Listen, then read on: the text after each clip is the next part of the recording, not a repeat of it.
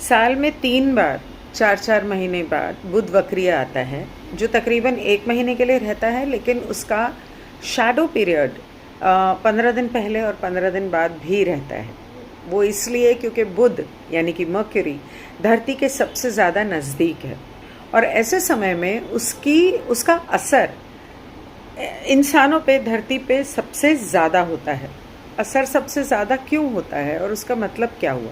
मतलब कि उसकी वाइब्रेशन, उसकी फ्रीक्वेंसी जो भी है वो हर इंसान पे और धरती पे बहुत ज़्यादा होती है। अब इसका किन चीज़ों से ताल्लुक़ है? बहुत ज़्यादा होने का मतलब क्या है? हो सकता है आम तौर पे आपके किसी से मनमुटाव होता हो। मर्क्यूरी रेट्रोग्रेड के दौरान आपने कुछ नहीं भी किया होगा तो भी लोग आपसे नाराज़ हो जाएंगे, बिना किसी बात के या बात पे। इसके अलावा आपके ट्रैवल प्लान्स अपसेट हो सकते हैं, डिले हो सकते हैं, आपके डॉक्यूमेंटेशन में गड़बड़ हो सकती है।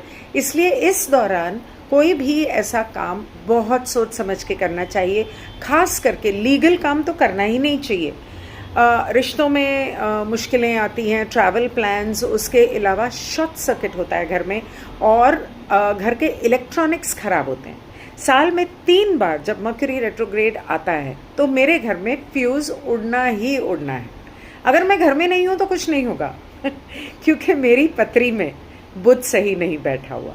तो आपकी पत्री में बुध कैसे बैठा है, इसके ऊपर निर्भर करता है कि आपका अनुभव क्या होगा।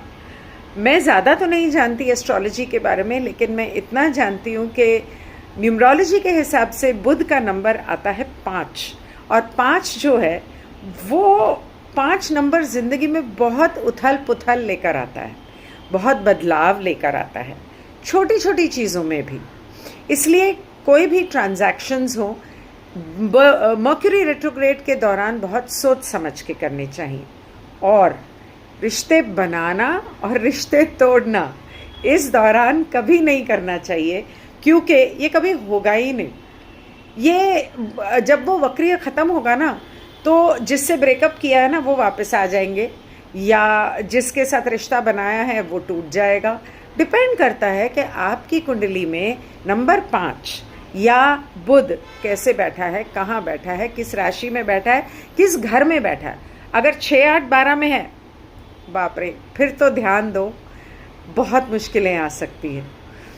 तो बुध वक्रिय में इस दौरान मेरे साथ कुछ हुआ और उसके बारे में मैं अभी थोड़ी देर में बताऊंगी कि जब मेरी वॉशिंग मशीन ख़राब हुई तो क्या क्या हुआ। Coming up.